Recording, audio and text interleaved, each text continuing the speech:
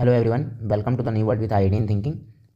हम लोगों ने जो ये सेकंड टेस्ट लिया था केमिकल बॉन्डिंग का अपने मेंटरशिप ग्रुप में, ये उसका वीडियो सोल्यूशन है। ठीक है। और जिन लोगों ने भी टेस्ट दिया बहुत अच्छी बात है, और जिन लोगों ने नहीं दिया है तो उनको ये टेस्ट देना चाहिए था। और कोई वैलिड रीज़न के कारण के बिना अगर कोई टेस्ट नहीं दे रहा है, इसका मतलब उसका प्रिपरेशन ख़राब है। उसको अभी से अपने आप पर काम करना होगा, नहीं तो बहुत प्रॉब्लम होगी आगे चल के। ठीक है। क्योंकि हम अगर ये सोचेंगे कि हमारा प्रिपरेशन नहीं है और हम टेस्ट को अवॉइड करेंगे, हम अच्छे से प्रिपेयर करके देंगे, तो आपको एडवांटेज नहीं होगा। जब तक आपको टेस्ट देकर उस पर हम काम नहीं करेंगे तो इंप्रूवमेंट नहीं होगा, सिलेक्शन भी नहीं होगा। ठीक है। तो ये सबसे पहला इंपॉर्टेंट बात है कि हमें जितना भी है, हम लोग वीकली बेस पे टेस्ट ले रहे हैं, तो टेस्ट आप दीजिए, उसको एनालिसिस करिए, और एनालिसिस करने के बाद खुद से फिर वीडियो सोल्यूशन भी आपको मिलेगा। लेकिन पहला काम है कि टेस्ट देना, हर संडे को टेस्ट देना, हर संडे को टेस्ट देना है आपको। फिर उसका खुद से एनालिसिस करना है। वेडनेसडे तक आपके पास टाइम है खुद से एनालिसिस करने का, और उसके बाद थर्सडे को आपको वीडियो सोल्यूशन मिल जाएगा। और आप अपना प्रिपरेशन भी करते रहिए। आप जहाँ से ही पढ़ रहे हैं कोई प्रॉब्लम नहीं है हमें, बस आप करिए क्या कि आप अगर आप कंटेंट आपके पास है कहीं, तो आप पढ़ते रहिए अपना डिटेल में। नहीं तो हम लोग के पास भी वीडियो बहुत सारे, वन शॉट वीडियो बहुत सारे पड़े हुए हैं। बहुत प्रीवियस ईयर हम लोगों ने नीट के PYQ भी 37 ईयर के सारे चैप्टर करा के रखे हुए हैं, तो उसको आप देख सकते हैं। ठीक है। टॉप 50 क्वेश्चन के बहुत सारे सीरीज हम लोगों ने कराए हुए हैं, तो उसको आप देख सकते हैं। तो उन सबको देख कर आप तैयारी करके भी दे सकते हैं। तो आपके पास 1 वीक का टाइम होता है हर एक टेस्ट को अटेम्प्ट करने के लिए। 1 वीक का टाइम होता है, तो 1 वीक में आप उस चैप्टर को प्रिपेयर करके अपना बेस कर सकते हैं। अगर आप उतना करेंगे तो मैं गारंटी से बोल सकता हूँ कि आप 160 प्लस ले आएंगे। तो अगर आपको 160 प्लस लाना है नीट के एग्जाम में, तो आपको इतना तो करना पड़ेगा। ठीक है। बस आपको क्या करना है, जो चैप्टर होता जाए उसका प्रिपरेशन। हम लोग का टारगेट ये है, फेब 15 तक हम लोग क्या कर लेंगे, सारे चैप्टर के टेस्ट को चैप्टर वाइज कंप्लीट कर लेंगे। फिर हम टारगेट करेंगे फुल लेंथ को हम टारगेट करेंगे, और फिर हमारा अच्छा हो जाएगा। तो हम चैप्टर वाइज पे कमांड कर रहे हैं। यहाँ tough, easy, medium sub level का क्वेश्चन आएगा, तो उस पर कमांड करना है। ठीक है। एक बार मैं आपको थोड़ा सा और आइडिया दे देता हूँ कि करना क्या चाहिए आपको, तैयारी के लिए क्या करना चाहिए। तो सबसे पहला है कि जो भी आपका संडे को टेस्ट है, जैसे अब नेक्स्ट टेस्ट जो होगा वो होगा मोल कॉन्सेप्ट और रिडॉक्स का, मोल कॉन्सेप्ट प्लस रिडॉक्स का। ठीक है। तो इसमें 30 क्वेश्चन आने वाले हैं, इसमें 15 क्वेश्चन, 45 क्वेश्चन आने वाले हैं। तो आप क्या करिए, आप इसको प्रिपेयर कर लीजिए। जैसे भी अगर आपने पढ़ा है तो एक वन शॉट वीडियो देख लीजिए। ठीक है। जो हमारे चैनल पे भी पढ़ा होगा इससे रिलेटेड। और दूसरा, आप उसके बाद क्या कर सकते हैं, आप PYQ कंप्लीट कर लीजिए 37 ईयर। इतना करके तो आप टेस्ट अटैम्प्ट कर ही सकते हैं। तो इतना करते जाएंगे तो आपका फरवरी 15 तक कम से कम सारा सिलेबस कंप्लीट हो जाएगा इस टेस्ट वाइज से। तो आप अच्छे से अपना परफॉर्म कर सकते हैं। बात करते हैं इस टेस्ट की। हम लोगों ने केमिकल बॉन्डिंग का टेस्ट लिया। टेस्ट का लेवल हम मॉडरेट लेवल ही था, और आप इसको देख भी सकते हैं। और हम लोग बारी बारी से एक क्वेश्चन को डिस्कस करने वाले हैं। ठीक है। तो बारी बारी से एक क्वेश्चन को डिस्कस करने वाले हैं। जैसे क्वेश्चन नंबर 1 है, बोला है when 2 atom combine to form a molecule. हम लोग इसको बहुत ज़्यादा डिटेल में नहीं बात करेंगे, कॉन्सेप्ट तो हम लोग पढ़ लिए होंगे। हम लोग बस शॉर्टली में इसका सोल्यूशन देखने वाले हैं। क्वेश्चन क्या करा है, when 2 atom combines to form a molecule.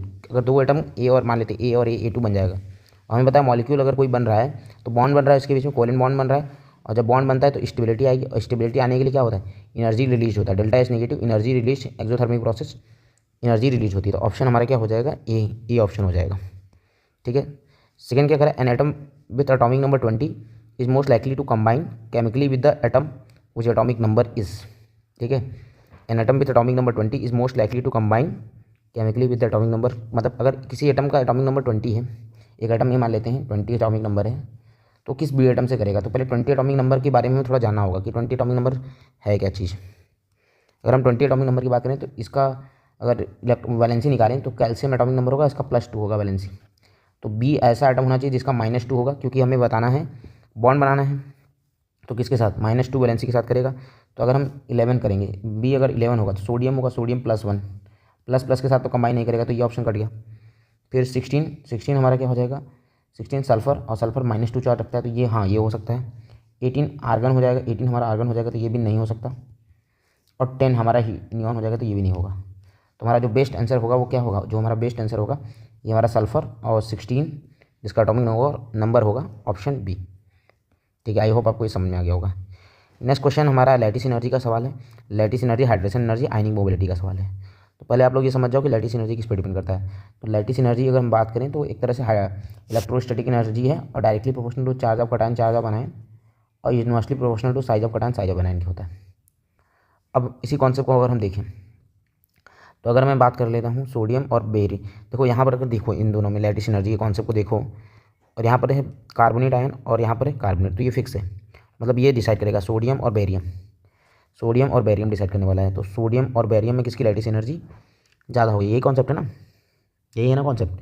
तो अब हमें देखना है, देखो चार्ज की अगर मैं बात करूँ तो चार्ज किसकी ज़्यादा हो जाएगी, चार्ज हमारी बेरियम की ज़्यादा होगी। और एक चीज़ और बताएं, जो लैटिस एनर्जी में जो डोमिनेटिंग फैक्टर होता है वो चार्ज फैक्टर होता है। Charge factor is dominating factor, size से बड़ा। तो इसकी चार्ज +2 है, इसकी चार्ज +1 है, तो चार्ज के कारण ये चीज़ जाना चाहिए। तो ऑर्डर ये होना चाहिए था, जो कि दिया हुआ है, ये दिया हुआ है। तो ये ऑप्शन हमारा क्या हो गया, गलत हो गया। दूसरा अगर हम बात करें बेरिलियम ऑक्साइड और स्ट्रोंशियम ऑक्साइड की, तो यहाँ पे भी देख लो ओ है, तो इससे कोई फ़र्क नहीं पड़ेगा। बेरिलियम है और स्ट्रोंशियम है, तो बेरिलियम के ऊपर +2 चार्ज है और स्ट्रोंशियम के ऊपर भी +2 चार्ज है। दोनों के ऊपर +2 चार्ज है, तो अब कौन डिसाइड करेगा, जिसकी साइज कम होगी कटायन की, वो वाला डिसाइड करेगा। तो बेरिलियम की साइज़ कम है, तो हाँ इसकी लैटिस एनर्जी ज़्यादा होनी चाहिए। तो ये बात तो हमारा सही, मतलब ये ऑप्शन हमारा सही है। बाकी देख लेते हैं गलत है या सही। हाइड्रेशन एनर्जी हमारा चार्ज के डायरेक्टली प्रोपोर्शनल होता है। Hydration energy is also directly proportional to the charge, hydration energy. तो ये भी हमारा आंसर क्या हो जाएगा, और ये बेरिलियम 2+ की होनी चाहिए थी, क्योंकि इसका चार्ज ज़्यादा हो जाएगा, तो ये हमारा गलत हो गया। और फिर आयनिक मोबिलिटी जो होता है ना, आयनिक मोबिलिटी हाइड्रेटेड रेडियस की इन्वर्सली प्रोपोर्शनल होता है। हाइड्रेशन एनर्जी जो होता है हाइड्रेटेड रेडियस की इन्वर्सली प्रोपोर्शनल होता है। तो हाइड्रेशन इसका ज़्यादा होगा, तो आयनिक मोबिलिटी का ऑर्डर अपोजिट हो जाता है। ये इतना ज़्यादा हाइड्रेटेड हो जाएगा चार्ज के कारण कि मोबाइल मतलब फ्रीली मूव नहीं कर पाएगा आयनिक मोबिलिटी। तो ये हमारा ऑप्शन भी हमारा गलत है। एक ही ऑप्शन हमारा सही है, वो है ऑप्शन बी। ठीक है, नेक्स्ट क्वेश्चन हमारा कोवेलेंट कैरेक्टर और मैक्सिमम और मिनिमम कोवेलेंट कैरेक्टर का सवाल है। ये फजान रूल का सवाल होता है। फजान रूल क्या कहता है वो भी बता देता हूँ। तो फजान रूल के बारे में थोड़ा सा अगर हम स्टेटमेंट पढ़ लेते हैं, फजान रूल। तो फजान रूल कहता क्या है, फजान रूल ये कहता है कि अगर हमारे पास, जाहिर सी बात है कि बोलता है कि कोई भी मॉलिक्यूल हमारा कोवेलेंट कैरेक्टर या कोई मॉलिक्यूल कंप्लीटली आयनिक कैरेक्टर नहीं होता। अगर कोई मॉलिक्यूल तुम्हें आयनिक दिख रहा है तो उसमें कुछ मात्रा में कोवेलेंट कैरेक्टर भी पाया जाएगा। और ये बोलता है कि इसका रूल यही बोलता है कि अगर covalent character is directly proportional to, मतलब अगर हम कह सकते हैं ये डिपेंड करता है कटायन और आयन पे। और ये बोलता है कि जितना कटायन स्मॉलर होगा, स्मॉलर द कटायन, जितना ज़्यादा कटायन होगा, जैसे होता क्या है, एक कटायन होता है और एक अनायन होता है। ठीक है, अब अनायन ये है हमारे पास, ठीक है, कटायन का साइज हम मान लेते हैं स्मॉलर। तो जितना ज़्यादा कटायन स्मॉलर होगा ये अपनी तरफ ओरिएंट कर लेगा, और अनायन जितना ज़्यादा बड़ा होगा उतना जल्दी ओरिएंट होगा। तो स्मॉलर द कटायन, और ये अनायन जितना बड़ा होगा, larger the अनायन, greater the covalent character, greater will the covalent character, greater will the covalent character. ये है इसका है कि कटायन जितना छोटा होगा और अनायन जितना बड़ा होगा उतना ज़्यादा उसकी कोवेलेंट कैरेक्टर होगी। हम लोग कटायन के लिए जो डिफाइन करते हैं वो डिफाइन करते हैं ज़्यादातर, अगर आप देखोगे तो पोलराइजिंग पावर की बात करते हैं। कटायन का पोलराइजिंग पावर कितना है, मतलब कितना इजीली इस अनायन को पोलराइज कर लेगा। और अनायन के लिए बात करते हैं पोलराइजेबिलिटी, अनायन के लिए बात करते हैं पोलराइजेबिलिटी। कटायन जो होता है वो मेनली चार्ज फैक्टर से हम देख लेंगे, और अनायन साइज फैक्टर से ज़्यादातर देखते हैं, अनायन साइज फैक्टर से। तो अनायन साइज बड़ा तो अच्छा है, कटायन में जितना ज़्यादा चार्ज उतना आसानी से पोलराइज कर लेगा, और चार्ज ज़्यादा होगा तो जाहिर सी बात है साइज भी कटायन का कम ही हो जाएगा। अब आते हैं इस क्वेश्चन पे, हमें बताना मैक्सिमम और minimum covalent character, maximum minimum आयनिक कैरेक्टर, मिनिमम आयनिक कैरेक्टर। और हमें पता है फजान रूल कोवेलेंट कैरेक्टर को बताता है, तो हमें निकालना आयनिक कैरेक्टर। तो covalent character is inversely proportional to ionic character. यदि कोवेलेंट कैरेक्टर बढ़ रहा है तो आयनिक कैरेक्टर घट रहा है। ठीक है, तो हमें क्या देखना है, हमें देखना, अगर हम एक चीज़ ध्यान से देख लें तो हमें पता है ना कि अगर हमें आयनिक कैरेक्टर निकालना है, ठीक है, तो हमें बस कुछ नहीं करना है, हमें कटायन के चार्जेस को ही देखना होगा। क्योंकि अगर ध्यान से देखो सब में क्लोराइड है, तो ये डिसाइड नहीं करेगा। डिसाइड कौन करेगा, डिसाइड हमारे करने वाला है कटायन डिसाइड करने वाला है। अब कटायन में हमें पता है जो कटायन का चार्ज है ज़्यादा होगा, चार्ज ज़्यादा, रेडियस कम, उसका कोवेलेंट कैरेक्टर ज़्यादा, आयनिक कैरेक्टर कम। और दूसरा ऐसा कटायन जिसका चार्ज कम या रेडियस ज़्यादा, उसका कोवेलेंट कैरेक्टर कम और आयनिक कैरेक्टर ज़्यादा, बस ये देखना है। तो हम बस क्या करते हैं, लिथियम, रुबिडियम, बेरिलियम है हमारे पास। सिल्वर को तो छोड़ ही देते हैं, इसको अलग से बात करें, पहले इसको देख लेते हैं। लिथियम +1 में है, रुबिडियम +1 में है, और बेरिलियम +2 में है। तो अगर चार्जेस फैक्टर में पता है डोमिनेटिंग होगा, तो चार्जेस फैक्टर के कारण जो बेरिलियम 2+ है इसका चार्ज ज़्यादा होगा, तो इसका कोवेलेंट कैरेक्टर क्या हो जाएगा, कोवेलेंट कैरेक्टर इसका ज़्यादा हो जाएगा, आयनिक कैरेक्टर कम हो जाएगा। तो बेरिलियम का जो बेरिलियम मॉलिक्यूल है इसका क्या होगा, मिनिमम आयनिक कैरेक्टर होगा, ये तो हम कह सकते हैं।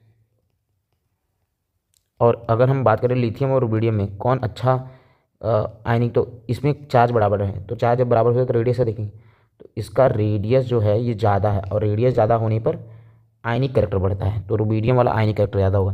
तो मैक्सिमम आयनिक कैरेक्टर RbCl में और मिनिमम BCl2, यही होगा ऑप्शन, बाकी देखेंगे तो नहीं होगा। आई होप आपको ये समझ में आ रहा होगा। नेक्स्ट क्वेश्चन हम बात करने वाले, according to Fajans rule favourable condition to form covalent bond is. तो फजान रूल में कोवेलेंट बॉन्ड कैसे बन सकता है, तो कॉन्सेप्ट ये होता है कि smaller the cation larger than ion greater will the covalent character. जितना ज़्यादा कटायन छोटा होगा और जितना ज़्यादा अनायन बड़ा होगा उतना कोवेलेंट कैरेक्टर होगा। तो यही फजान रूल का डिफिनेशन ही होता है, बोलता है कि जितना साइज में कटायन छोटा उतना ज़्यादा पोलराइज कर लेगा, जितना चार्ज ज़्यादा होगा या साइज छोटा होगा, और अनायन का साइज जितना बड़ा होगा उतना जल्दी वो पोलराइज, उसकी उतनी ज़्यादा उसकी पोलराइजेबिलिटी होगी। तो smaller the cation and larger the अनायन, इसका आंसर हो जाएगा ऑप्शन ए। नेक्स्ट क्वेश्चन पे हम आते हैं, the polarisability of the following compound is. अच्छा यहाँ अनायन है, अनायन के लिए हम पोलराइजेबिलिटी डिफाइन करते हैं। अनायन के लिए हम क्या डिफाइन करते हैं, पोलराइजेबिलिटी। हमें पता है ना कि larger the अनायन greater will the polarisability, greater will be the polarisability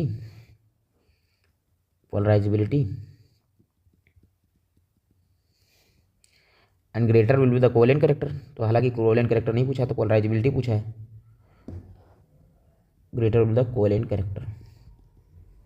तो सबसे ज़्यादा कोवेलेंट कैरेक्टर किसका आ जाएगा, कोवेलेंट कैरेक्टर आ जाएगा हमारे पास I minus Br minus Cl minus F minus, सबसे बड़ा साइज I माइनस का होगा, फिर Br माइनस, फिर Cl माइनस, फिर F माइनस।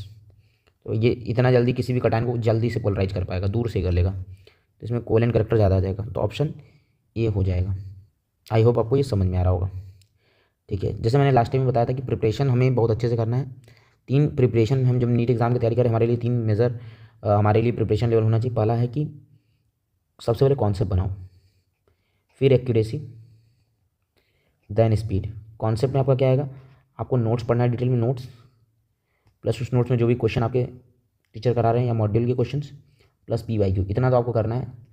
एक्यूरेसी और स्पीड खूब इतना करना है, और फिर टेस्ट देते जाना है मैक्सिमम, तो आपका नीट एग्ज़ाम हो जाएगा। ये तीनों सब्जेक्ट के लिए, नीट के लिए। ठीक है, आई होप आपको ये समझ में आ गया होगा। नेक्स्ट क्वेश्चन हमारा है फॉर्मल चार्जेस का क्वेश्चन। नेक्स्ट क्वेश्चन हमारा फॉर्मल चार्ज का क्वेश्चन है। फॉर्मल चार्ज के क्वेश्चन के लिए कॉन्सेप्ट क्या लगता है पहले वो भी बता देता हूँ, बाकी इसका क्वेश्चन का हम लोग आंसर तुरंत कर लेंगे। तो फॉर्मल चार्ज का फॉर्मूला अगर आप करेंगे तो तीनों एटम के लिए फॉर्मल चार्ज अगर तुम्हें निकालना हो तो सिंपली करना क्या है, वैलेंस इलेक्ट्रॉन माइनस उसमें नॉन बॉन्डिंग इलेक्ट्रॉन, जिसे लोन पेयर इलेक्ट्रॉन बोलते हैं, non bonding valence electron minus bonding electron divided by 2। ये फॉर्मूला आपको लगा के निकालना है। ठीक है, वैलेंस। और बाकी इसको सॉल्व करने का तरीका, आप इसको सॉल्व करेंगे तो आपको पता चलेगा कि जो इसके ऊपर चार्ज आता है वो आता है +1, इसके ऊपर 0, इसके ऊपर -1। यहाँ से भी देख सकते हैं, यहाँ न्यूट्रल है। ये एक्चुअल में ये बॉन्ड इसको इलेक्ट्रॉन देता है, तो इसने लिया है तो इसके ऊपर माइनस चार्ज, और इसने दिया है तो इसके ऊपर +1 चार्ज आता है, और ये 0 होता है। तो इसी के हिसाब से अरेंज कर देंगे। तो सबसे ज़्यादा चार्जेस कहाँ डेवलप होंगे, फॉर्मल चार्ज 1 पे, 2 पे और 3 पे। 1 पे सबसे ज़्यादा प्लस, फिर धीरे 0, फिर नेगेटिव भी चला गया। तो सबसे ज़्यादा 1, 2, 3 हमारा आंसर कौन सा इसमें से ऑप्शन हो जाएगा, 1, 2, 3 के हिसाब से देखेंगे तो बताइए, ये हमारा ऑप्शन सी हो जाएगा। नेक्स्ट क्वेश्चन हमारा क्या करा, shape of molecule having 4 bond pair and 2 lone pair. Shape बताना है। देखो 4 बॉन्ड पेयर 2 लोन पेयर अगर आप लोगों ने देखा होगा तो ये इस तरह से XeF4 टाइप का स्पीसीज आप लोगों ने देखा होगा, ये होता है, और ये करीब स्क्वायर प्लेनर होता है, स्क्वायर प्लेनर होता है ना, स्क्वायर प्लेनर होता है शेप इसका। और अगर हम इसके हाइब्रिडाइजेशन की बात करें तो हाइब्रिडाइजेशन क्या हो जाएगा, 4 bond pair 2 lone pair, steric number 6 आ जाएगा, स्टेरिक नंबर 6। स्टेरिक नंबर कैसे निकालते हैं, number of sigma bond plus number of lone pair, number of lone pair. तो 4 सिग्मा बॉन्ड 2 लोन पेयर, तो 6 आ गया। स्टेरिक नंबर 6 के लिए हाइब्रिडाइजेशन आ जाएगा sp3 2d2। ज्योमेट्री क्या आ जाएगा, ऑक्टाहेड्रल। क्या शेप ज्योमेट्री एक ही होगा, नहीं, शेप ज्योमेट्री अलग होगा। क्यों, शेप ज्योमेट्री अलग होने का रीज़न क्या है कि शेप ज्योमेट्री ऑक्टाहेड्रल है, शेप क्या है, स्क्वायर प्लेनर है। शेप क्या है, स्क्वायर प्लेनर। रीजन सिंपली है इसके लिए, कॉन्सेप्ट ये कहता है कि कॉन्सेप्ट हमारा ये कहता है कि अगर हमारे पास लोन पेयर आ जाएगा VSEPR थ्योरी के कारण, तो शेप ज्योमेट्री के बराबर नहीं हो सकता। Geometry is equal to shape when there is no lone pair present. ठीक है, तो यहाँ से अब कितना आ जाएगा, 4 बॉन्ड पेयर और 2 लोन, 4 बॉन्ड पेयर और 2 लोन पेयर के लिए जो हमारा शेप आता है वो आता है स्क्वायर प्लेनर। तो ये तो क्वेश्चन हमारा सॉल्व हो गया। ठीक है, नेक्स्ट हमारा hybridisation of XeOF2 and XeO2F2 sp3d दे दिया है, इसका शेप बताना है। तो बस XeOF2 और XeO2F2 कैसे बनता है, तो XeOF2 हम बना लेंगे। XeOF2 इस तरह से आपका बनता है, और XeO2F2 कैसे बनेगा, इस तरह से कुछ बनेगा।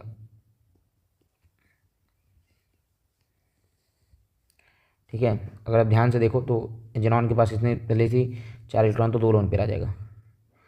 तो इसमें भी 3 बॉन्ड पेयर, 2 लोन पेयर, 5, इसमें 4 बॉन्ड पेयर, 1 लोन पेयर, तो ये 5, इसीलिए इसका स्टीरिक नंबर क्या आ जाएगा, 5 के लिए हाइब्रिडाइजेशन क्या आ जाएगा, हाइब्रिडाइजेशन आ जाएगा sp3d sp3d। लेकिन शेप इसका बदल जाएगा, क्यों बदलेगा, क्योंकि जब शेप इसका बदलने का रीज़न समझ आ रहा है, शेप इसका बदलने का रीज़न ये है कि इसके पास लोन पेयर 1 है, इसके पास लोन पेयर 2 है, और 2 लोन पेयर के पास शेप अलग होगा, और इसका जो शेप होता है वो दिख भी रहा होगा आपको कैसा दिख रहा है। तो एक्चुअल में जो ये होता है वो होता है हमारे पास 3 बॉन्ड पेयर 2 लोन पेयर, इसका टी शेप्ड नज़र आता है, क्या आता है, T shaped. 4 bond pair 1 lone pair का जो शेप होता है उसको बोलते हैं सी सॉ शेप। तो टी शेप्ड सी सॉ ऑप्शन क्या हो जाएगा, बी हो जाएगा। ठीक है, नेक्स्ट क्वेश्चन हमारा the shape of IF4 will be. तो इस तरह क्वेश्चन को कैसे करते हैं वो भी बता दे रहा हूँ, शॉर्टकट ट्रिक। जैसे IF4 है तो सेंट्रल एटम तो आयोडीन होगा ना, तो आयोडीन पे अगर हम बैलेंस शेल में देखें 7 इलेक्ट्रॉन, और 4 फ्लोरीन के पास भी 7 × 4 हो जाएगा, और प्लस 4 दे तो -1 कर देंगे, तो कितना हो जाएगा 28 + 7 35 - 1 34। इसको हम क्या करते हैं 8 से डिवाइड मार देते हैं, 34 को 8 से डिवाइड मार देते हैं, 8 4 32, 2 बच गया, और फिर ये जो 2 बचा है इसको 2 से डिवाइड करते हैं, ये 1 आ जाएगा। ये जो आता है यहाँ पर जो आता है क्वेश्चन में तुम्हारा वो बॉन्ड पेयर को बताता है, और 2 से डिवाइड करने के बाद लोन पेयर से आता है। तो इससे पता चलता है इसमें 4 बॉन्ड पेयर और 1 लोन पेयर है। IF4 में 4 बॉन्ड पेयर 1 लोन पेयर है, तो मैं बना दूंगा 4 bond pair 1 lone pair. Similarly C100 बनेगा यहाँ पे, तो इसके ऊपर यहाँ पॉजिटिव चार्ज आ जाएगा। शेप तो C100 हो गया, ये तो ठीक है, लेकिन C100 तो ऑप्शन में दिया ही नहीं। स्क्वायर प्लेनर हो सकता है, स्क्वायर प्लेनर के लिए 4 बॉन्ड पेयर 4, लोन पेयर 2 आना चाहिए, और टेट्राहेड्रल के लिए बॉन्ड पेयर 4, लोन पेयर 0 होना चाहिए। पेंटागोनल बाईपिरामिडल के लिए 7 बॉन्ड पेयर 0 लोन पेयर होने चाहिए।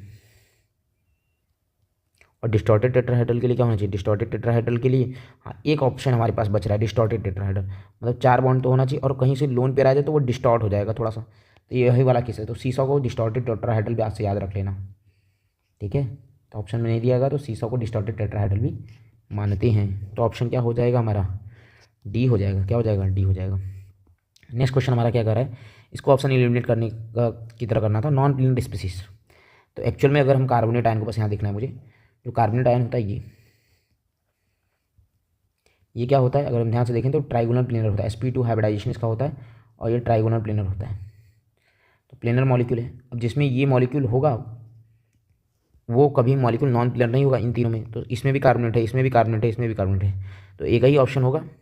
आप इसको चेक भी कर सकते हैं कि यही होगा जो इसमें सारे के सारे मॉलिक्यूल नॉन प्लेनर होंगे, सारे के सारे मॉलिक्यूल क्या होंगे, नॉन प्लेनर होंगे।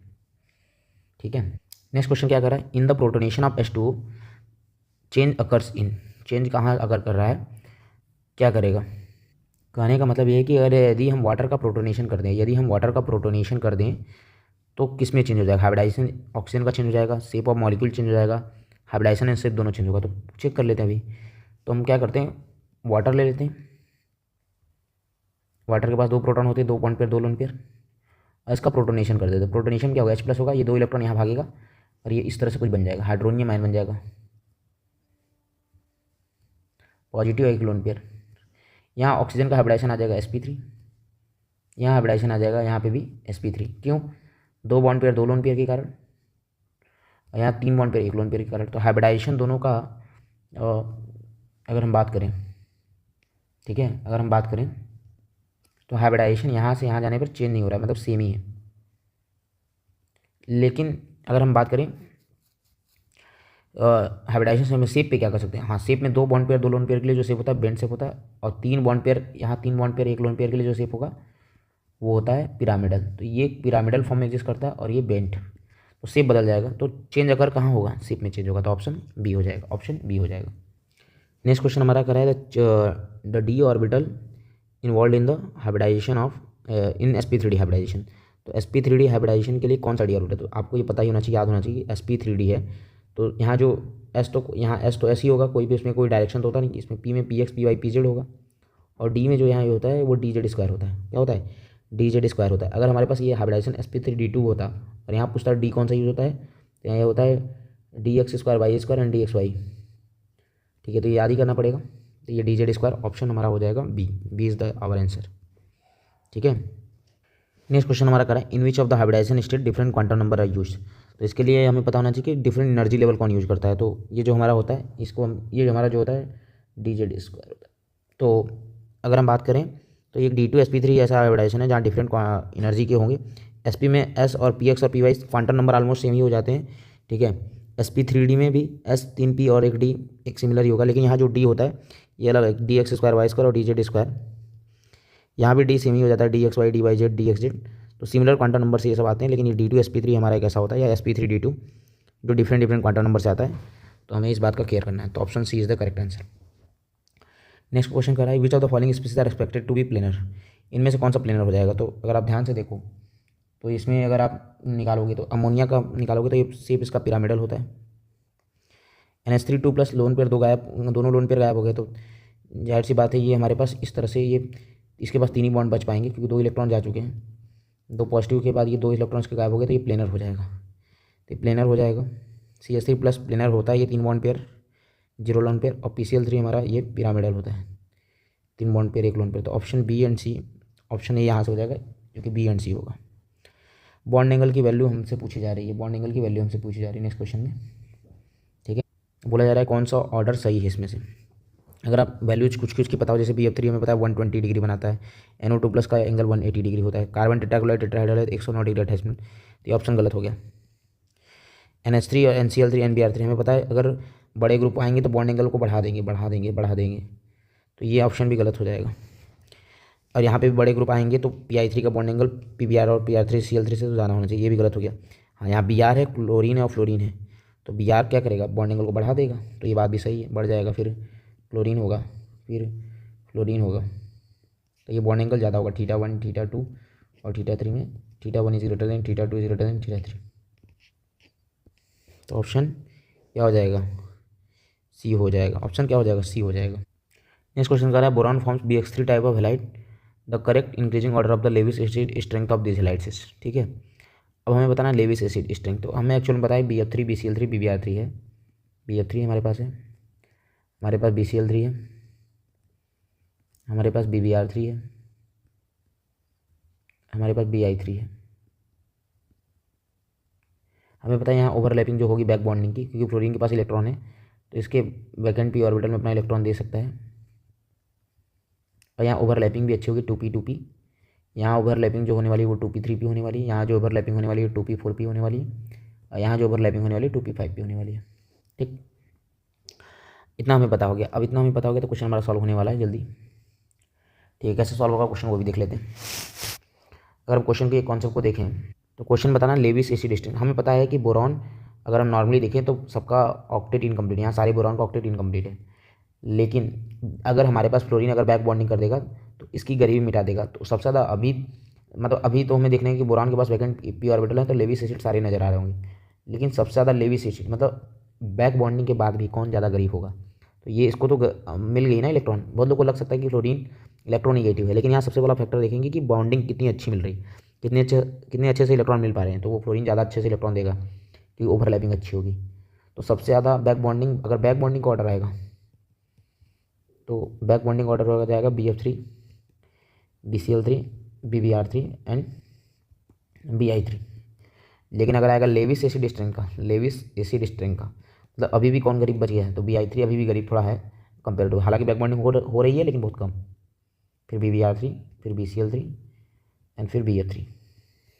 ठीक है, तो आंसर क्या हो जाएगा, answer Bi3 BBr3 BCl3 BF3। Option हमारा बी हो जाएगा। नेक्स्ट करा है which species is planar at nitrogen. तो ये आपको पता ही होगा, ये काफ़ी इंपॉर्टेंट स्पीसीज है, पता ही होता सबको। ये सब के सब हमारे पिरामिडल रहेंगे, लेकिन NSIS3 जो होता है वो प्लेनर फॉर्म में एग्जिस्ट करता है, प्लेनर फॉर्म में एग्जिस्ट करता है। रीज़न सिंपली है कि जो यहाँ सिलिकॉन के पास वैकेंट डी ऑर्बिटल होते हैं और यही प्लेनरिटी को लिए रिस्पॉन्सिबल होते हैं, ठीक है। और ये इस फॉर्म में प्लेनर फॉर्म में रहता है, ठीक है। तो ऑप्शन बी यहाँ करेक्ट आंसर हो जाएगा। विच of the following compound is 3 centre 2 electron bond, आप पढ़े होंगे B2S6 ही होता है जिसमें बस 3 सेंटर 2 इलेक्ट्रॉन, इसमें क्या होते हैं B2S6 में क्या होते हैं 3 सेंटर 2 इलेक्ट्रॉन बॉन्ड और 4 2 सेंटर 2 इलेक्ट्रॉन बॉन्ड होंगे, ठीक है। तो इस बात को याद रखते हैं हम लोग। इसको बनाना बॉन्ड भी बोलते हैं, इसका इस तरह से स्ट्रक्चर बनता है। ये 4 के 4 हमारे होते हैं जो 2 सेंटर 2 इलेक्ट्रॉन बॉन्ड होते हैं, और ये 2 ये जो होते हैं ये यही होता है 3 सेंटर 2 इलेक्ट्रॉन बॉन्ड, ठीक है। तो option C is the correct answer. इनमें से बताना है दो which of the following two are paramagnetic. तो पैरामैग्नेटिक के लिए एक चीज़ बता देता हूँ, पैरामैग्नेटिक जितने भी ऑड नंबर ऑफ इलेक्ट्रॉन होंगे स्पीसीज वो सब पैरामैग्नेटिक होने वाले हैं, सबके सब पैरामैग्नेटिक, वो सबके सब पैरामैग्नेटिक होने वाले हैं। जितने भी ऑड नंबर ऑफ इलेक्ट्रॉन होने वाले हैं सबके सब वो क्या होते हैं पैरामैग्नेटिक होते हैं, सबके सब वो क्या होते हैं पैरामैग्नेटिक होते हैं, ठीक है, पैरामैग्नेटिक। और जो इवन नंबर ऑफ इलेक्ट्रॉन होते हैं, इवन नंबर ऑफ इलेक्ट्रॉन वो डायमैग्नेटिक होते हैं, डायमैग्नेटिक होते हैं। दो स्पीसीज को छोड़ दिया तो एक O2 एंड V2, ये 16 और 10 इलेक्ट्रॉन होने के बावजूद भी क्या होते हैं पैरामैग्नेटिक होते हैं, क्या होते हैं पैरामैग्नेटिक होते हैं, ठीक है। तो पैरामैग्नेटिक हमें बताना है which of the following two are paramagnetic. इसी कॉन्सेप्ट को अप्लाई करते हैं। जैसे यहाँ पर अगर हम देखना है हमें कि पैरामैग्नेटिक बताना है तो 14 इलेक्ट्रॉन है तो ये डायमैग्नेटिक हो जाएगा, 10 16 नहीं है, ये 10 है तो ये डाया है, ये पैरा हो जाएगा। ये 14 है, 14 इलेक्ट्रॉन क्या हो जाएगा, ये भी डाया हो जाएगा। NO2 में कितने हो जाएगा 7 और 16 23 इलेक्ट्रॉन, तो ये पैरा हो जाएगा। तो B C and D is the answer हो जाएगा। तो ऑप्शन क्या हो जाएगा सी हो जाएगा, ऑप्शन क्या हो जाएगा सी हो जाएगा। नेक्स्ट क्वेश्चन हमारा correct order of the bond length का सवाल है, ठीक है। तो बॉन्ड लेंथ के लिए हम क्या करते हैं, सबसे पहले हम इसका बॉन्ड ऑर्डर निकाल लेते हैं। तो NO के पास कितने इलेक्ट्रॉन होते हैं, NO के पास अगर मैं एक चीज़ आपको बता देता हूँ, जैसे हमारे पास 14 इलेक्ट्रॉन होता है तो बॉन्ड ऑर्डर आता है 3 13 12 11 10, तो 0.5 घटता जाएगा 2.5 2 1.5 1 और 15 16 17 18, तो यहाँ क्या हो जाएगा 2.5 2 1.5 1, ठीक है। ये हमारे बॉन्ड नंबर ऑफ इलेक्ट्रॉन और बॉन्ड ऑर्डर की वैल्यू है, ठीक है।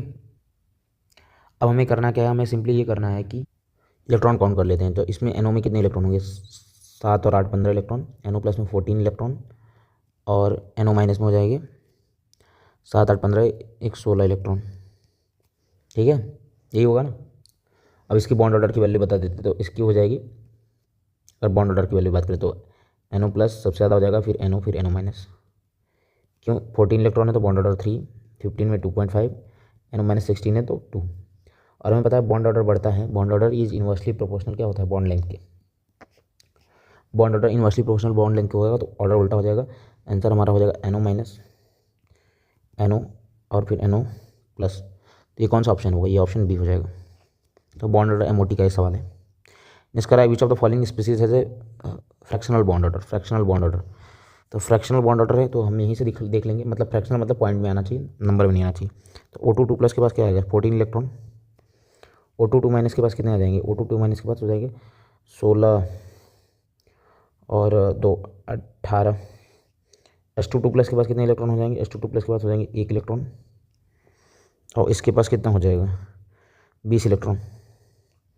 तो ये सब इवन नंबर ऑफ इलेक्ट्रॉन है ना, तो जैसे इसकी वैल्यू होगी और 3, इसकी वैल्यू होगी 2, ठीक है 3 हो गया और इसकी वैल्यू हो गया O2 2 माइनस की मतलब 18 है ना, तो 18 के लिए कितना आ जाएगा 18 के लिए 1 आ जाएगा। यहाँ भी इवन नंबर 1 इलेक्ट्रॉन के लिए तो 1/2 NB माइनस है नहीं 1 माइनस 0 क्या आ जाएगा 0.5। तो यही फ्रैक्शन होगा, ऑप्शन क्या हो जाएगा डी हो जाएगा, ऑप्शन क्या हो जाएगा डी हो जाएगा। नेक्स्ट क्वेश्चन हमारा कह रहा है BeF2 जो होता है उसका 0 डायपोल मोमेंट होता है और वाटर का होता है मतलब कुछ डायपोल मोमेंट होता है, इसका डायपोल मोमेंट मतलब म्यू इक्वल टू 0 और म्यू नॉट इक्वल टू 0। तो जो डायपोल मोमेंट होता है वो वेक्टोरियल सम पे डिपेंड करता है कि उसका रिप्रेजेंटेशन स्ट्रक्चर कैसा है। तो BeF2 जो होता है लीनियर होता है और लीनियर होने के कारण ही इसका डायपोल मोमेंट म्यू नेट क्या हो जाता है 0। वाटर एक्चुअल में इस तरह से बेंड फॉर्म में रहता है, 2 बॉन्ड पेयर 2 लोन पेयर। तो यहाँ पर इसको ये वेक्टर और इसका वेक्टर इधर आएगा, सॉरी ऑक्सीजन की तरफ होगा, तो यहाँ रिजल्टेंट बीच से कहीं जाएगा, तो ये mu net not equal to 0 हो जाएगा। तो रीज़न ये है कि जो वाटर होता है वो बेंट नेचर का होता है, ये वाटर बेंट और ये लीनियर। तो ये वाटर लीनियर नहीं, वाटर इज बैंड। यहाँ इलेक्ट्रोनिगेटिविटी वाला फैक्टर नहीं होगा, यहाँ पर इलेक्ट्रोनिगेटिविटी से कभी नहीं डिसाइड होगा, और हमारा जो स्ट्रक्चरल रिप्रेजेंटेशन है उससे डिसाइड होने वाला है। तो आंसर क्या हो जाएगा? आंसर हो जाएगा H2O is bent. Next question हम आते हैं, which of the following species are symmetrical. तो हमें बना के ही देखना होगा कि कौन सा स्पीसीज सिमेट्रिकल होगा। अगर हम XeF4 बनाएं तो XeF4 अगर हम बनाएं तो ये इस तरह से बनता है, तो ये सिमेट्रिकल दिख भी रहा है, आराम से दिख रहा है, तो ये सिमेट्रिकल होगा। ठीक है। नेक्स्ट हमारा XeF6 अगर हम बनाएंगे तो XeF6 इस तरह से कुछ बनेगा, 6 बॉन्ड पेयर, लेकिन एक लोन पेयर आने के कारण थोड़ा अनसिमेट्रिकल हो जाएगा, थोड़ा सा अनसिमेट्रिकल हो जाएगा। SO2 तो हमारा इस तरह 2 बॉन्ड पेयर और एक लोन पेयर हो जाएगा, तो ये भी अनसिमेट्रिकल है। ठीक है। तो अनसिमेट्रिकल हम क्यों बोल रहे हैं, इसका रीज़न एक और देते हैं, यानी कि प्लेन ऑफ सिमेट्री, मतलब यहाँ कुछ ना, जो सिमेट्रिकल होगा उसका म्यू नेट अगर सब सेम एटम है तो 0 हो जाना चाहिए, और ये mu net not equal to 0 हो जाएगा, इसका mu net not equal to 0 हो जाएगा, मतलब कुछ आएगा। इसी से चेक कर लेंगे। लास्ट ऑप्शन NH3 2+ हो जाएगा, तो NH3 2+ भी हमारा प्लेनर मॉलिक्यूल होता है ना। NH3 2+ हमारा क्या होता है? प्लेनर मॉलिक्यूल होता है, तो ये सिमेट्रिकल मॉलिक्यूल हो जाएगा। देखो सिमेट्रिकल कैसे हो जाएगा, देखो अभी दिखाते हैं। जैसे NH3 2+ है, कोई लोन पेयर नहीं बचेगा, तो ये इस तरह ही दिखेगा, और इसका 120 डिग्री एंगल पे है, तो इसका भी म्यू नेट क्या आ जाएगा? 0। तो जो म्यू नेट 0 आएगा उसी को सिमेट्रिकल बोलेंगे कुल मिला के, इसका डायपोल मोमेंट कुछ नहीं आएगा। तो एक हमारा XeF4 है, एक NH3 2+, तो option A and D correct answer हो जाएगा। क्या हो जाएगा? Option A and D. Next question करा which is maximum bond dipole moment. तो एक चीज़ बता दे रहा हूँ, जैसे परफेक्टली टेट्राहेड्रल मॉलिक्यूल होते हैं, जो परफेक्टली टेट्राहेड्रल मॉलिक्यूल होते हैं,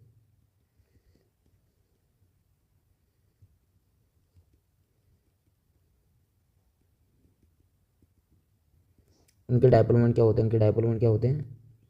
0 होते हैं, उनके डायपोल मोमेंट 0 होते हैं। तो ये CH4 परफेक्टली टेट्राहेड्रल और CF4, तो इसके म्यू नेट 0 ही आ जाएंगे, म्यू नेट 0। CO2 का हम स्ट्रक्चर लीनियर देखते हैं, हमें पता ही है, तो लीनियर स्ट्रक्चर है, लीनियर है, तो लीनियर का भी डायपोल मोमेंट क्या आ जाएगा? डायपोल मोमेंट क्या आ जाएगा? 0। ठीक है, लीनियर का डायपोल मोमेंट क्या आ जाएगा? 0। और एक ही ऑप्शन बचता है, वो CH3OH। CH3OH कैंसिल आउट नहीं हो पाएगा। परफेक्टली टेट्राहेड्रल CH3OH जो मॉलिक्यूल है, not perfectly tetrahedral, not perfectly, मतलब टेट्राहेड्रल ऐसा नहीं बोल सकते कि नॉट परफेक्टली सिमेट्रिकल मॉलिक्यूल। अब सिमेट्रिकल मॉलिक्यूल क्यों नहीं? क्योंकि ये सारे के सारे सेम बॉन्ड तो नहीं हुए थे, तो इलेक्ट्रोनिगेटिविटी डिफरेंस के कारण आ जाएगा, तो ये मॉलिक्यूल हमारा पोलर मॉलिक्यूल होता है, और mu net not equal to 0 हुआ करता है। तो आंसर हमारा क्या हो जाएगा? आंसर हमारा हो जाएगा CH3OH।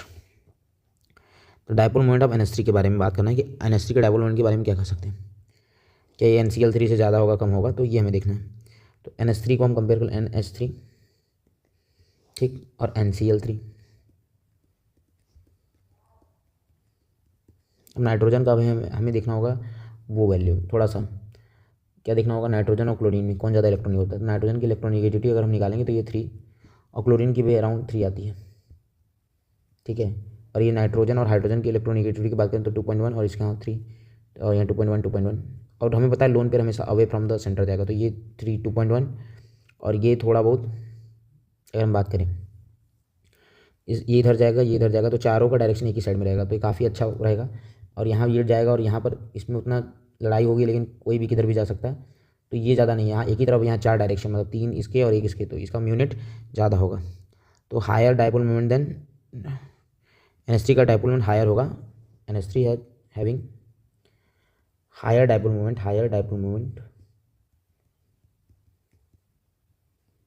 Then NCl3, than NCl3। NH3 है higher dipole moment than NCl3। Next question हमारा होता है कि कह रहा है कि हाइड्रोजन बॉन्ड कहाँ स्ट्रॉन्गेस्ट पाया जाएगा। ठीक है, और ये क्वेश्चन काफ़ी इंपॉर्टेंट क्वेश्चन, क्योंकि इसमें 2 क्वेश्चन फंसा सकता है। पहले तो ये जान लो कि हाइड्रोजन बॉन्डिंग किस 3 एलिमेंट से शो करता है। हाइड्रोजन है यदि more electronegative element like fluorine, nitrogen या ऑक्सीजन से जुड़ जाए तो वहाँ हाइड्रोजन बॉन्डिंग पाई जाएगी। तो सल्फर जहाँ दिख रहा है वहाँ पर हम चीज़ों को थोड़ा निगलेक्ट ही मारेंगे, हम इन्हीं दोनों ऑप्शन को क्लियर करेंगे।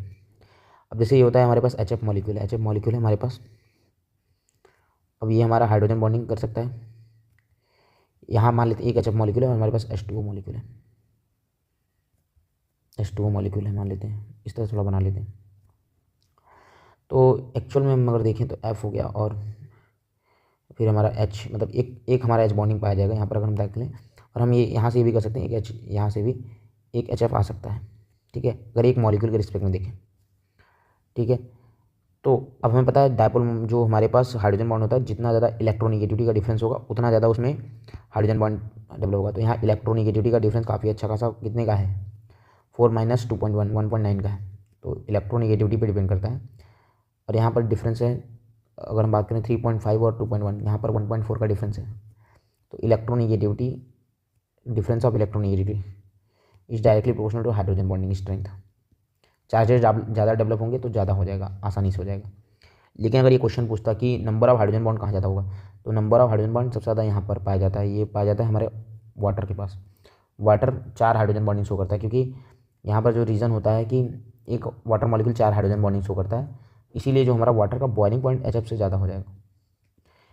अगर हम हाइड्रोजन बॉन्डिंग का स्ट्रेंथ देखें तो हाइड्रोजन बॉन्डिंग का स्ट्रेंथ HF में ही ज़्यादा पाया जाता है। HF is greater then water in terms of strength of hydrogen bonding, strength of hydrogen bonding. लेकिन वाटर में नंबर ऑफ, यहाँ हाइड्रोजन बॉन्डिंग 2, यहाँ 4, और इसके कारण बॉइलिंग पॉइंट वाटर का ज़्यादा हो जाता है। लेकिन यहाँ स्ट्रॉन्गेस्ट हाइड्रोजन बॉन्डिंग बोल रहा है तो FHF होगा। लेकिन सवाल होता है बॉइलिंग पॉइंट दोनों में किसका ज़्यादा होता है, तो वाटर का होता है, क्योंकि वो H बॉन्डिंग यहाँ ज़्यादा पाई जाती है। यहाँ स्ट्रेंथ ज़्यादा होता है, यहाँ नंबर ऑफ बॉन्डिंग ज़्यादा होने का बॉइलिंग पॉइंट ज़्यादा हो जाता है। तो ये बात का याद रखना है। 27 का C है। नेक्स्ट क्वेश्चन कर रहा है which of the following species has strongest intramolecular. Intramolecular hydrogen bonding का मतलब क्या होगा, इंट्रामोलिकुलर हाइड्रोजन बॉन्डिंग का मतलब होगा जब hydrogen bonding with in the molecule हो जाए। तो विद इन द मॉलिक्यूल हम देख लेंगे पैरा वाले पे, तो यहाँ इन दोनों में तो क्या हो जाएगा, इंटर होगा। और यहाँ पर हाइड्रोजन होना चाहिए तभी तो करेगा, COOH, ठीक है, ठीक है। तो यही तो COOH के साथ, यही OH के साथ तो करेगा। यहाँ पर किससे कर लेगा, यहाँ CH3 से तो करेगा नहीं, इथर लिंकेज है, यहाँ एल्कोहल लिंकेज है, तो हो जाएगा, तो ऑप्शन हमारा हो जाएगा A। Correct order of volatility, volatility का मतलब कौन जल्दी उड़ सकता है। तो अगर हम बात करें अमोनिया और वाटर में, तो अमोनिया और वाटर में वाटर का बॉइलिंग पॉइंट ज़्यादा होता है, तो बॉइलिंग पॉइंट ज़्यादा है तो वोलेटिलिटी नेचर गलत होगा। वोलेटिलिटी अगर हम बात करें तो यहाँ होना चाहिए ammonia is more volatile than water. Para nitrophenol और ऑर्थो नाइट्रोफेनॉल में अगर हम बात करें वोलेटिलिटी, हाँ पैरा नाइट्रोफेनॉल में जो होता है इसकी बॉइलिंग पॉइंट ज़्यादा होती है, पैरा नाइट्रोफेनॉल की बॉइलिंग पॉइंट ज़्यादा होती है, बॉइलिंग पॉइंट ज़्यादा होती है as compare to ortho nitrophenol, compare to ortho nitrophenol. Para nitrophenol की बॉइलिंग पॉइंट ज़्यादा होती है as compare to ortho nitrophenol. इसकी बॉइलिंग पॉइंट ज़्यादा ज़्यादा ज़्यादा और इसकी बॉइलिंग पॉइंट कम कम कम इसके कंपेरिजन में। अब ज़्यादा कम हो गया तो ये वोलेटाइल नेचर ज़्यादा हो जाएगा, तो ऑप्शन हमारा ये सही है। बाकी देख लेते हैं, मेथनॉल ईथर है, इसकी बॉइलिंग पॉइंट का, ये बॉइलिंग पॉइंट का ऑर्डर दिया हुआ है, ये भी बॉइलिंग पॉइंट का ऑर्डर दिया हुआ है। HFHCl में अगर हम बात करें तो HFHCl में अगर हम बात करें तो यहाँ आयनिक करेक्टर होने का इसका बॉइलिंग पॉइंट ज़्यादा आएगा एज कम्पेयर टू HCl। तो वोलेटाइल नेचर एक ही में ऑप्शन सही है, वो ऑप्शन बी, वो ऑप्शन बी। कह रहा है इनमें से कौन सा ऑप्शन में हाइब्रिडाइजेशन चेंज हो जाएगा, तो यदि NH3H+ के साथ कंबाइन करेगा ये बन जाएगा NH4+। तो अगर हम थोड़ा सा इसको एक्सप्लेन करें, NH3 है तो इस तरह से दिखेगा, और जब H+ जोड़ देंगे तो बन जाएगा NH4+। तो अभी भी 3 बॉन्ड पेयर, एक लोन पेयर, यहाँ भी स्टेरिक नंबर 4 आएगा, यहाँ भी स्टेरिक नंबर 4, तो हाइब्रिडाइजेशन यहाँ भी sp3, यहाँ भी sp3, तो ये ऑप्शन गलत हो गया। और डी ऑप्शन देख लेते हैं, वाटर अभी हम लोगों ने दिखाई था, वाटर H3O+, दोनों में H+ जोड़ने के बाद ये भी sp3 बन जाएगा, ठीक है। अगर हम NH3 और NH2- की बात कर लेते हैं तो NH3 हमारे पास है, और NH2- कैसे एग्जिस्ट करेगा, 2 बॉन्ड बना लिया और नाइट्रोजन 4 इलेक्ट्रॉन आ जाएंगे इसके पास, तो ये 2 बॉन्ड पेयर 2 लोन पेयर के साथ ये भी नेगेटिव चार्ज के साथ ये भी क्या हो जाएगा sp3। अच्छा H3BO3 अगर OH- से रिएक्ट कर लेगा तो H3BO3 इस तरह से एग्जिस्ट करता है, यहाँ बोरॉन का हाइब्रिडाइजेशन होता है sp2, लेकिन ये जब OH- के साथ जुड़ेगा तो ये बन जाएगा BOH4-। अब इसके बाद 4 सिग्मा बॉन्ड बन जाएंगे, तो ये हो जाएगा sp3 और ये sp2। तो आंसर हो जाएगा किस में हाइब्रिडाइजेशन चेंज हो जाएगा, तो ऑप्शन हमारा क्या आ जाएगा, ऑप्शन हमारा बी आ जाएगा, बी आ जाएगा। CH bond is longest in, तो ये हमारा एसिटिलीन है, ठीक है। और C2H4 में ये हमारे पास है, C2H6 में है ये, और C2H2Br2 है,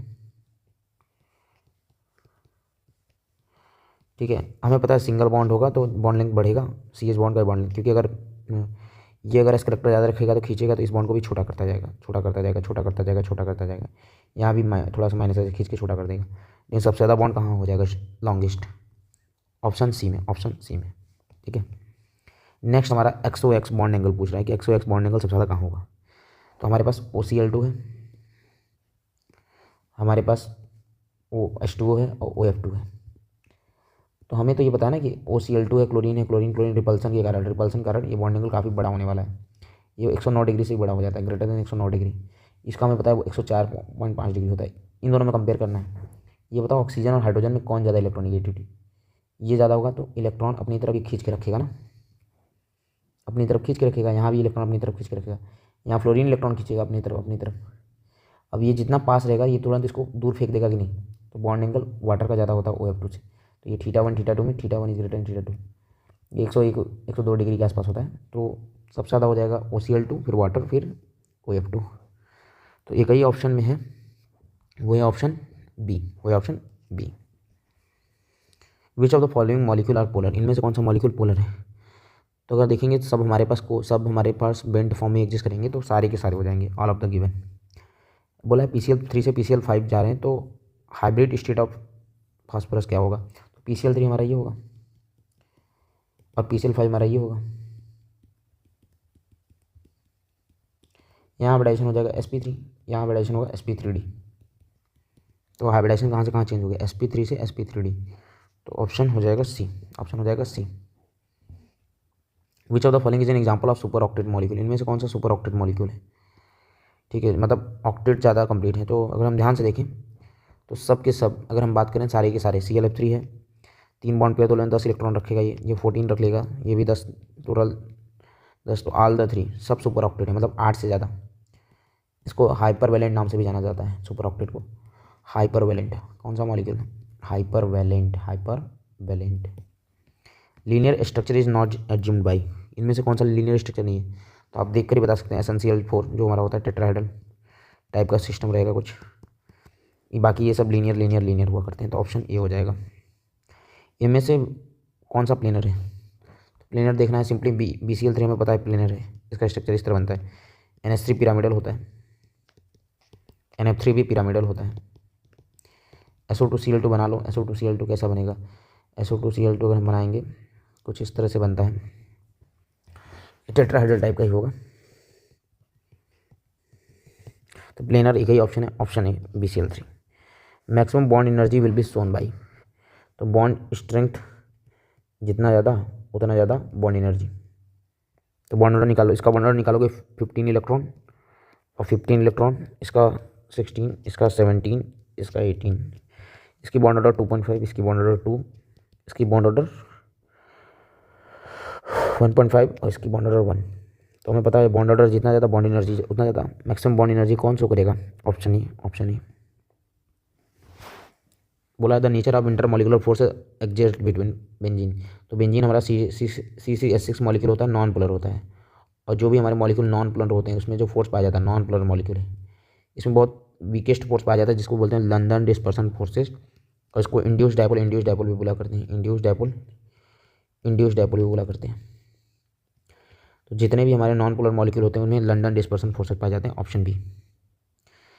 नेक्स्ट क्वेश्चन हमारे पास correct order of bond length की बात कर रहे हैं। तो स्ट्रक्चर जैसे बना लोगे तो आइडिया लग जाएगा। जैसे अगर हम स्ट्रक्चर बनाएं तो CO2 इस तरह बनता है, और फिर उसके बाद CO की अगर बात करें तो CO इस तरह से ट्रिपल बॉन्ड होता है करीब। कार्बन डाइन में ये सिंगल बॉन्ड हुआ करते हैं। ठीक है, तो अगर हम देखें तो इसका बॉन्ड ऑर्डर हमेशा 3 आएगा, इसका बॉन्ड ऑर्डर आ जाएगा 2, यहाँ पर 3 बार एक ही बार पाई बॉन्ड आ रहा है तो 1.33। अब हमें पता है कि बॉन्ड, अगर हमें बॉन्ड ऑर्डर की वैल्यू पूछता तो हम बोल देते हैं कि CO2 का बॉन्ड ऑर्डर ज़्यादा होता है एज़ कम्पेयर टू इसमें bond order value of CO। फिर हमारा आ जाएगा सबसे ज़्यादा CO का, फिर CO2, फिर CO3 2 माइनस। लेकिन बॉन्ड लेंथ के लिए अगर हम बात करें तो बॉन्ड लेंथ हो जाएगा CO3 - 2, CO2 और फिर CO। तो देख लेते हैं कौन सा ऑप्शन डी हो जाएगा, ऑप्शन डी हो जाएगा। नेक्स्ट कर रहा है species of the following not possible due to back bonding, इनमें से क्या पॉसिबल नहीं होगा बैक बॉन्डिंग से। ठीक है, तो स्टेट ऑफ हाइब्रिडाइजेशन में चेंज, हाँ बैक बॉन्डिंग से चीज़ें हो सकती हैं।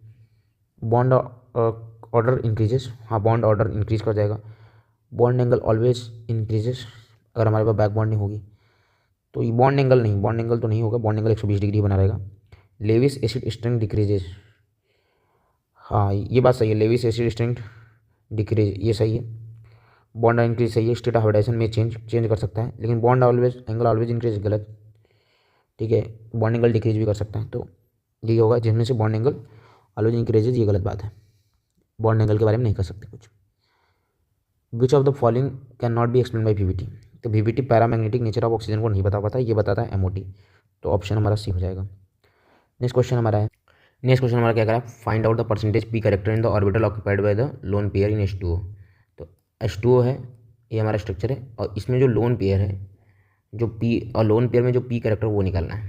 तो निकालना बड़ी सिंपल है। सबसे पहले हमें क्या दिया हुआ है, हमें HOH का एंगल दे दिया cos 104, और हमें HOH के एंगल दे दिया है, तो मतलब उसमें हमें पहले तो एस कैरेक्टर निकाल लेना चाहिए कि HOH मतलब ये OH बॉन्ड में निकाल लेना चाहिए।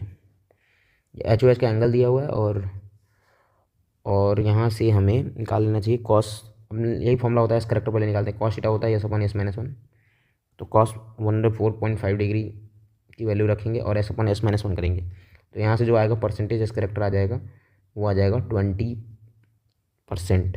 सॉल्व कर लेंगे, जब पूरी वैल्यू सॉल्व करेंगे 0.25 तो 20% आ जाएगा। और हमें पता है कि अगर हमारे पास एक OH बॉन्ड में परसेंटेज एस करेक्टर 20% है, तो दो OH बॉन्ड में परसेंटेज एस करेक्टर कितने हो जाएंगे, 40% हो जाएंगे। अगर इस दोनों OH बॉन्ड में 20% है, तो यहाँ इसमें कितने हो जाएंगे, बाकी ये दो लोन पेयर में बढ़ जाएंगे, दो लोन पेयर में कितने हो जाएंगे 30% एस करेक्टर, और हमें एक लोन पेयर में पी करेक्टर बताना है, तो 100 - 30 कितना आ जाएगा 70%। तो बस पहले हमें एस करेक्टर निकालना था OH बॉन्ड में, उसके बाद एक OH बॉन्ड में 30% 20%, यहाँ भी 20%, तो बाकी 30 ये खा जाएगा, और हमें एस करेक्टर 30 होगा तो पी करेक्टर इसमें 70 हो जाएगा, तो ऑप्शन क्या हो जाएगा, सी हो जाएगा, ऑप्शन सी हो जाएगा। बॉन्ड एंगल बताना है H3 NH4 प्लस और NH2 माइनस में। अब जिसको पता है उसकी वैल्यू तो वो तुरंत ये क्वेश्चन कर लेगा। तो अगर हमें पता है कि जैसे हमारे पास NH3 है, तो NH3 NH4, पहले NH4 प्लस में क्या होता है, कोई बॉन्ड कोई लोन पेयर नहीं होता है। NH3 में क्या होता है, एक लोन पेयर होता है, NH2 माइनस में दो लोन पेयर होते हैं, तो जाहिर सी बात है लोन पेयर से बॉन्ड एंगल कम होगा, नंबर ऑफ लोन पेयर बढ़ेगा सेम सेंट्रल एटम के लिए। तो हमारे पास बॉन्ड एंगल क्या हो जाएगा, NH4 plus NH3 NH2 minus. Next question हमारे पास है डायपोल मोमेंट का क्वेश्चन। ये NCERT में अर्निंग में भी ये सवाल आता रहता है, और डायपोल मोमेंट का भी सवाल है। अगर आप लोग NCERT में डाटा भी देखा हो तो उससे पता होगा आपको, जो भी हम लोग बोर्ड एग्जाम की अगर जो तैयारी करते हैं पता रहता है कि होना चाहिए था कि इलेक्ट्रोनिगेटिविटी के कारण ये ऑर्डर होना चाहिए लेकिन ये होता है ये CH3Cl CH3Br CH3Cl CH3F CH3Br और CH3I। क्योंकि डायपोल में दो चीज़ों पर डिपेंड करता है, Q/D। चार्जेस डेवलप होंगे लेकिन डिस्टेंस में इसके कंपेरिजन में काफ़ी ज़्यादा बढ़ जाता है, जिसके कारण ये बढ़ जाता है। तो μ=Q/D, ये ऐसे याद कर लेंगे कि डिस्टेंस वाला फैक्टर यहाँ ज़्यादा थोड़ा हो जाता है, इसलिए फ्लोरीन से थोड़ा ये जीत जाता है। तो ऑप्शन हमारा हो जाएगा ये option CH3Cl CH3F CH3Br CH3I। तो हम लोगों ने सारे 45 क्वेश्चन सॉल्व कर लिए। अगर आपको इसमें भी कुछ डाउट है तो आप हमें पर्सनली कॉन्टैक्ट करें। आई होप आपको ये सोल्यूशन समझ में आ गया होगा। हम लोगों ने इसको जल्दी में एक्सप्लेन किया, हम ये उम्मीद कर रहे हैं कि आपको ये टॉपिक आ रहा होगा। फिर भी आपको कोई डाउट है तो आप हमारे वीडियो सॉल्यूशंस और वन शॉट वीडियो इन सब चीज़ों को देख सकते हैं। Thank you for watching.